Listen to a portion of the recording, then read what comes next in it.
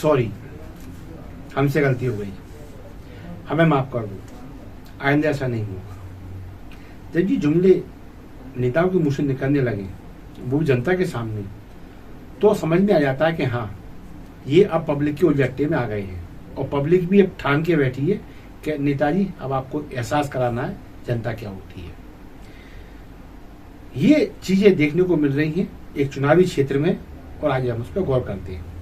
तो ठीक है, शब्दकोश के लिए मैं मोहनलाल मोदी आज आपको ले चल रहा हूँ राजगढ़ संसदीय क्षेत्र में।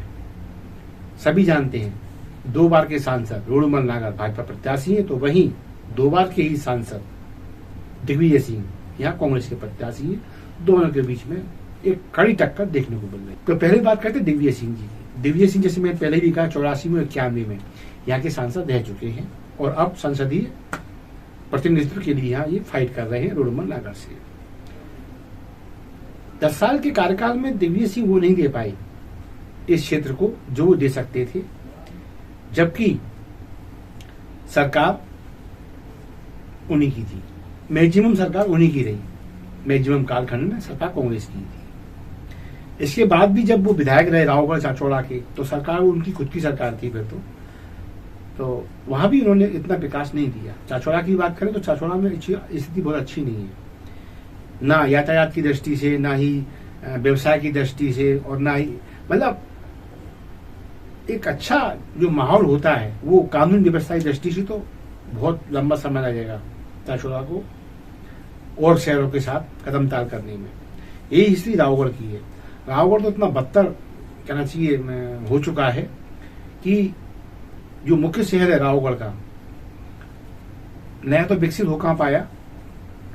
सारा कॉलोनी जरूर बन गई थी जब सुगन चंद चौधरी इसके अध्यक्ष हुआ करते थे, शायद भाजपा शासन था, पटवा मुख्यमंत्री थे साडा। लेकिन 10 साल आदमी सीएम रहा हो मध्य प्रदेश का, और 10 साल आदमी सांसद रहा हो राजगढ़ क्षेत्र का, रावगढ़ जिसके अंतर्गत आती है, उसके बाद आदमी 20 साल में अपने शहर की शकल न बदल पाए, तो फिर समझ में आता है कि कार्यप्रणाली ऐसी ही है। रावगढ़ में आप साइकिल तो दूर, पैदल नहीं कर सकते आप रावगढ़ की मुख्य सड़कों से। गली कुचों की बात नहीं कर रहा हूँ, रावगढ़ इतना बेतरतीब, इतना अव्यवस्थित शहर है और वहां के लोग भोग रहे हैं क्योंकि उनके पास कोई विकल्प अभी तक तगड़ा खड़ा नहीं हो पाया जो उनको चुनाव में एक बार धूल चटा दे तो लोग समझ में आया कि हाँ, अब दूसरा दातार हमें मिल गया है। बस यही एक वो है जिसके कारण आदमी खुल के इनका विद्रोह नहीं कर पाता। अब यही कार्यप्रणाली उनकी ऐसी है जिसके चलते अब जब उनको कांग्रेस ने यहां से प्रत्याशी बना दिया जबरदस्ती, तो अब उनको ये कहना पड़ रहा है कि मैं व्यस्त रहा, जिम्मेदारियां मेरे पे बहुत थी, मैं ध्यान नहीं दे पाया, मैं क्षमा चाहता हूं, यदि मुझको गलती हो गई है मुझसे तो मुझे माफ कर दो। ये शब्द दिग्विजय सिंह के क्यों? अब जनता से सामना हुआ है। अब ये मान लें कि स्थिति खराब है दिग्विजय सिंह की, तो फिर यहां अच्छी किसकी है? ये भी एक बड़ा सवाल है, क्योंकि सामने जो भाजपा प्रत्याशी हैं रोडूमल नागर, उनके बारे में भी कोई खुल के नहीं बोल रहा कि ये बहुत बड़ा तीर मार देंगे। उसका कारण है कि रोडूमल नागर 2 बार के सांसद तो रहे, लेकिन दोनों बार मोदी लहर में जीते। यदि इनको लगता हो कि इनकी काबिलियत थी तो अब वो खुल के सामने आ रही है, काबिलियत इनकी नहीं थी। दोनों बार की इनकी जीत है 14 और 19 की, वो मोदी लहर की जीत है। और अब जब लहर होते हुए भी इन्हें भी माफी मांगना पड़ रही है, मुझे माफ कर दो, मुझसे गलती हो गई, अब नहीं करूंगा, एक बार सेवा का अवसर दे दो। इनकी भी स्थिति यही है। तो फिर इसका मतलब ये है कि लायकी का अभाव है। और ये स्थिति तब है, भाई दिग्विजय सिंह पे तो ये आरोप जाता है कि वो सीएम भी रहे, वो सांसद भी रहे, इसके बावजूद भी विकास की नई लकीर इस क्षेत्र में नहीं खींच पाए। ये क्षेत्र सूखे के लिए कह लो या उसको एक मरुस्थल के लिए कह लो, मतलब एक अभावग्रस्त रहा ये क्षेत्र। लेकिन जब मोदी सरकार के दौरान उनके कालखंड में आपको जब ये कुंडलिया डैम मिल गया, आपको मोहनपुरा डैम मिल गया, एक बड़ा क्षेत्र सिंचाई के क्षेत्र में एक फायदे की दृष्टि में आया, उसके बावजूद यदि भाजपा प्रत्याशी को सॉरी बोलना पड़े तो इसका मतलब ये कि भाजपा प्रत्याशी को समझ में आ रहा है ये गलती हो गई है और गलतियां हुई हैं भाई। 6 विधायक आपके 8 में से, उसके बाद आपकी ये स्थिति है कि आपको सॉरी बोलना पड़े, इसका मतलब जी आप गलत हैं। और ये लोग कह रहे हैं, खुल के बोल रहे हैं, भाजपा के कार्यकर्ता खुल के बोल रहे हैं कि पिछले 10 सालों में इन्होंने अपनी स्थिति ठीक करी, जनता की स्थिति ठीक करने में दिलचस्पी यहाँ नहीं दिखाई। तो इसलिए जैसे दिग्विजय सिंह अपने उसमें लगे रहे, राज्यसभा सांसद बन गए तो भोपाल के होके रह गए, सीएम बने तो अपने नजदीकी को भला करने में व्यस्त रहे।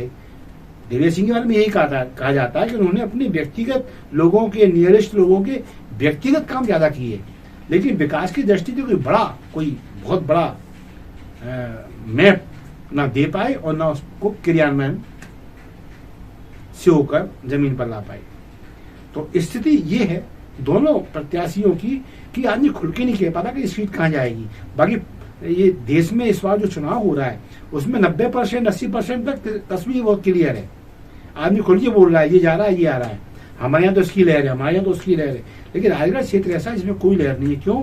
कि दोनों ही क्षमा मांगते फिर रहे हैं। और कारण सिर्फ ये कि जब इनके हाथ में पावर थी तब इन्होंने जनता के हित में कुछ नहीं किया। रोडमल जी की लहर, जैसे अभी मैं दिग्विजय सिंह जी गिना रहा था, रोडमल जी की स्थिति ये है कि इनके राज में लोगों ने अदालत के लिए एडोर जमीन पे कब्जे कर लिए और ये तमाशबीन बने रहे। शिकायतें इनके पास भी पहुंची, जानकारी इनके पास भी है, और जिनने कब्जे किए वो कई बार इनके आसपास दिखाई देते हैं। अब वो इनकी इच्छा से हैं या वो जबरिया इनके आसपास अपनी धाक जमाने के लिए खुद को दिखाते रहते हैं, ये नागर साहब को खुद तय करना चाहिए। और अब जब अदालत की जमीन की स्थिति ये है कि इनसे निकलवा नहीं पा रहा प्रशासन, ये प्रशासन पर मेरा सीधा आरोप है, प्रशासन इनसे वो जमीन नहीं निकलवा पा रहा, तो फिर आम आदमी की जमीन की क्या हालत हो रही होगी वहां पे। ये छोटा सा किसान है, छोटा सा कोई ऐसा व्यक्ति जिसपे मौके की जमीन कहीं विरासत में मिल गई होगी, तो उसी ये लोग क्या दुर्गति कर रहे होंगे, भूमाफिया, ये अंडरस्टूड है। और तुर्रा ये कि वो जो भूमाफिया बिल्कुल मूछे पर ताव देते कहते हैं कि हम सांसद के आदमी हैं। मैं ये नहीं कह रहा कि वो आदमी सांसद के ही होंगे, लेकिन वो ठोके कहते हैं और इनके आसपास दिखाई देते हैं। मेरे पास तो नाम है उनके, बाकायदा जज साहब ने लिख के दिए, राजगढ़ के ने, डीजे साहब ने। एक कोई अरविंद विजयवर्गीय, विनोद विजयवर्गीय, कमलेश विजयवर्गीय, एक कोई वो मोहन लवंशी है शायद, एक कोई तिर्की साहब है। क्या है ये? मोदी लहर में यदि भाजपा के प्रत्याशी को इस तरह से हाथ जोड़ना पड़ जाए तो समझ में आता है कि स्टार प्रचारकों को बोलना पड़ रहा है कि आप विधायक इसको, प्रत्याशी को मत देखो, आप मोदी का चेहरा देख के वोट करो। इसका मतलब कुछ नहीं। तो बस बात इतनी सी है कि ये राजगढ़ के लोगों का, अब मैं दुर्भाग्य क्यों कहूं, क्योंकि ये तो भाग्य लोगों को तय करना है, लेकिन हाँ ये विडंबना तो है कि एक भी प्रत्याशी ऐसा नहीं है जो छाती ठोक के कहे कि मैंने तुम्हारे लिए किया है, तुम्हें मुझे वोट करना पड़ेगा। इसे कहते हैं अधिकार से वोट मांगना। जैसे एक नागपुर का प्रत्याशी है नितिन गडकरी, ठोक के बोलता है काम किया है वोट चाहिए, नहीं किया है आपको लगता है हाथ पैर नहीं जोड़ूंगा, लेकिन काम किया है तो वोट तो चाहिए आपका, मेरे को बनता है, अधिकार है मेरा। इसे कहते हैं क्यों लड़ना। तो यहाँ तो इस मामले में दोनों जो है वो बिल्कुल न क्या शब्द कहें कि हर कदम पे, हर मजरे टोले में, हर तहसील स्तर पे, हर गांव में इनको सॉरी बोलना पड़ रहा है। तो इसका मतलब ये कि ये जनता के प्रति उदासीन बने रहे।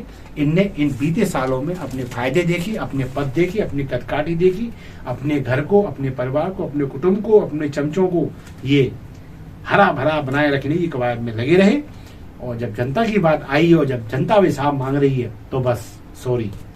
ठीक है, अब देखते हैं किसकी सॉरी काम करती है, किसकी क्षमा पब्लिक स्वीकार करती है, ये मालूम पड़ेगा 4 जून को।